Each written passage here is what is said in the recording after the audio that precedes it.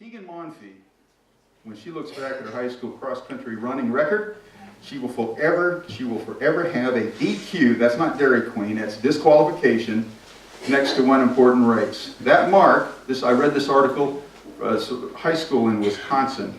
I read this here, a couple weeks ago, but this happened in October. The DQ mark, however, as your coach says, will have one heck of a bold asterisk next to it. Monfey was a junior at Shawano High School. Am I saying that right? Shawano, Wisconsin? Shanoa. Okay. Shanoa. Thank you, Wisconsinites. I appreciate that. Thank you.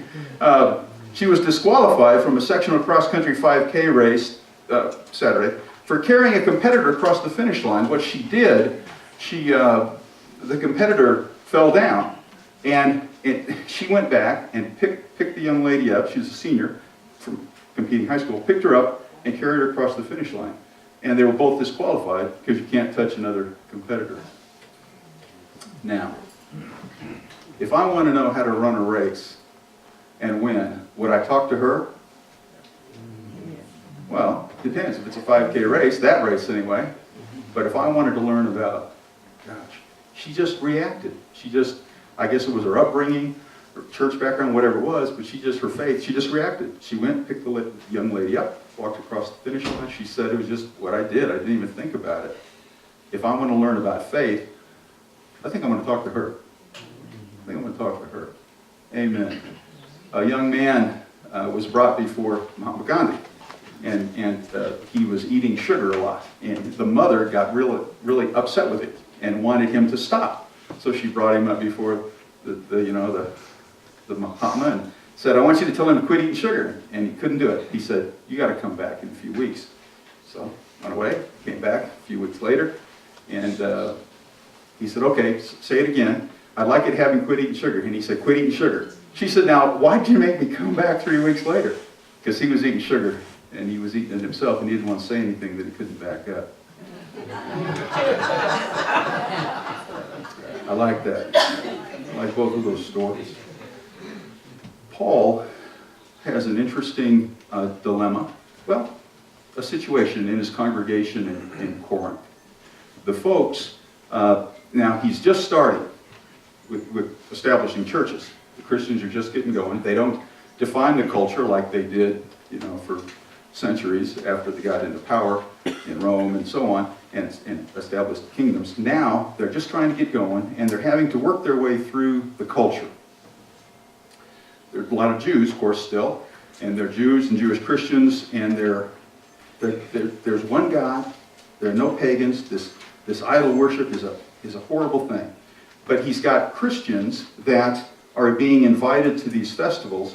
The rich people would have a festival where they would go to one of these temples, and they had eating rooms, basically. And they would have these feasts. They would come in and they would offer their sacrifice to the pagan god, and then they would all eat. And that, for a lot of them, it was the only time they got to eat meat. I mean, it isn't like you can just go to Bilo and buy this stuff. I mean, it was an expensive deal, and that's what they did. So some of them were doing that. Now, this caused an issue with his church at Corinth, and they wrote to him, and they asked him about it. Now, with Paul takes an issue that presents itself, and then he moves on to a greater truth. So, he talks about knowledge. Some people have a knowledge that there are no idols. Right? That's what he starts with. There are no idols. There are idols, but they have no power. So if you can eat whatever you want to, eat the barbecue. It's just meat. Just eat it. Don't worry about it. It doesn't have any magical powers. There are no pagans. There are no idols. Don't do it. Well, Paul is looking at this. It's a McIdolville. I mean, they're all over the place. You just go in there, idols here, idols there, and for him to just blatantly say there are no idols, it's okay. You got a different set of eyes. You're looking at the situation. There are others in the group that are not buying this just yet.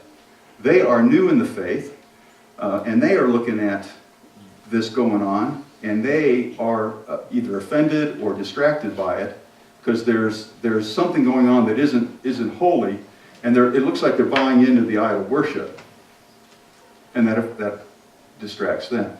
Now, Paul, this is the stumbling block scripture. We mentioned this as well. If you're going to do this activity, You can't be seen by somebody else, or you can't do this.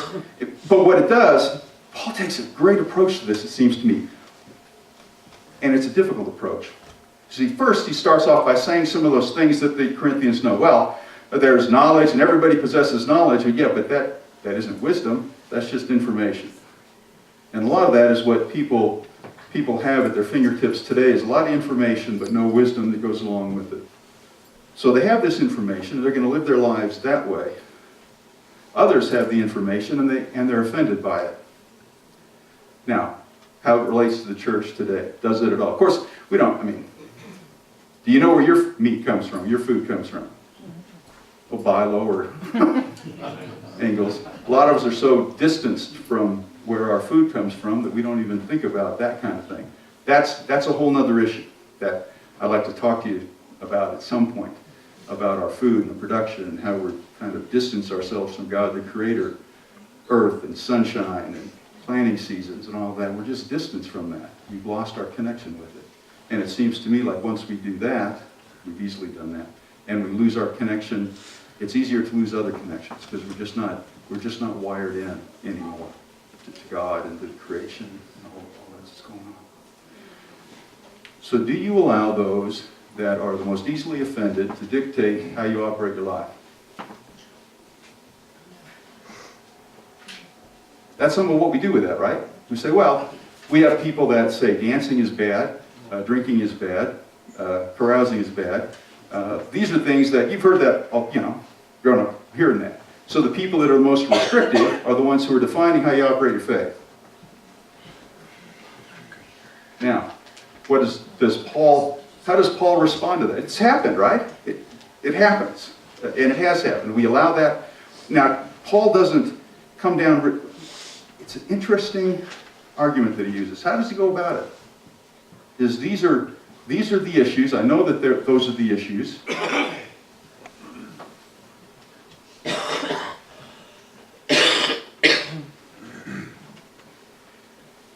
He's building up to his important statements in chapter 13 about love and how love operates.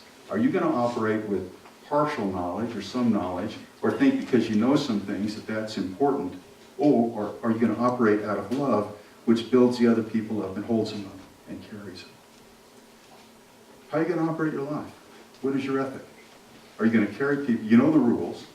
Are you going to break the rules on behalf of somebody else?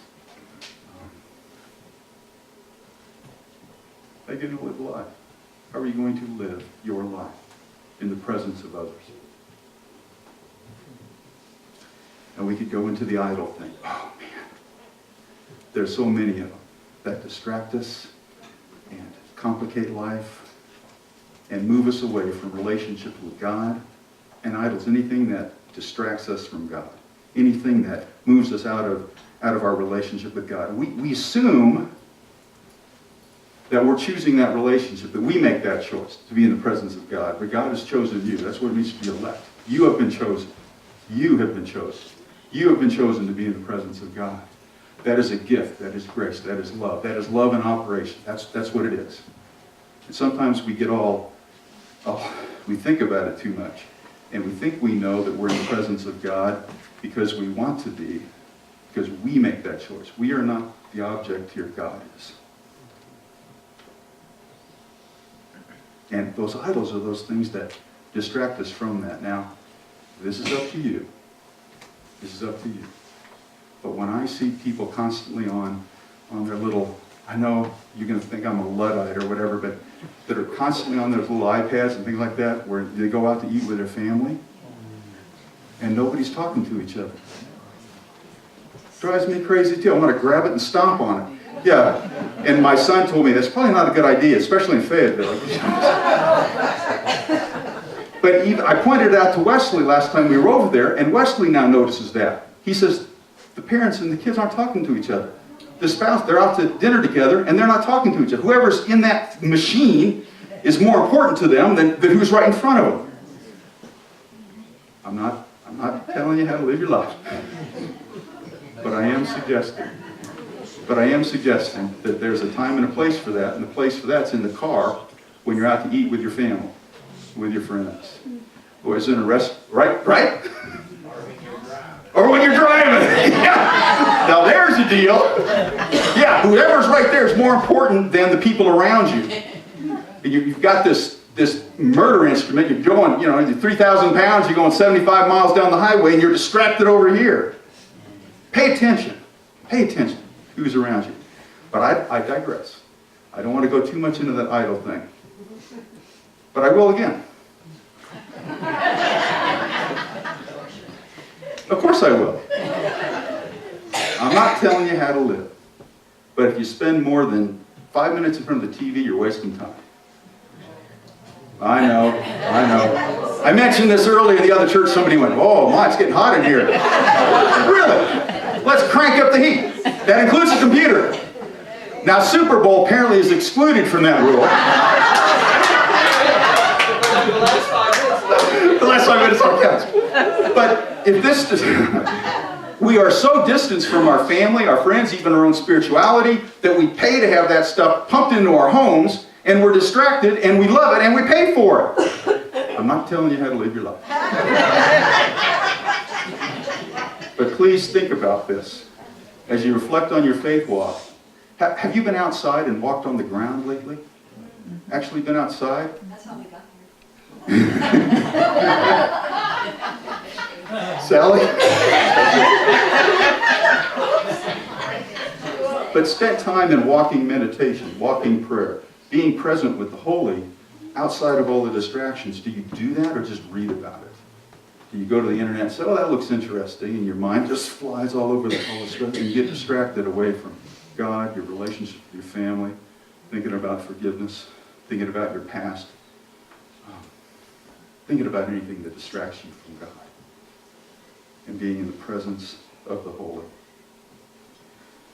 Paul says, if the eating of meat offends, I won't eat it at all. That's what he says.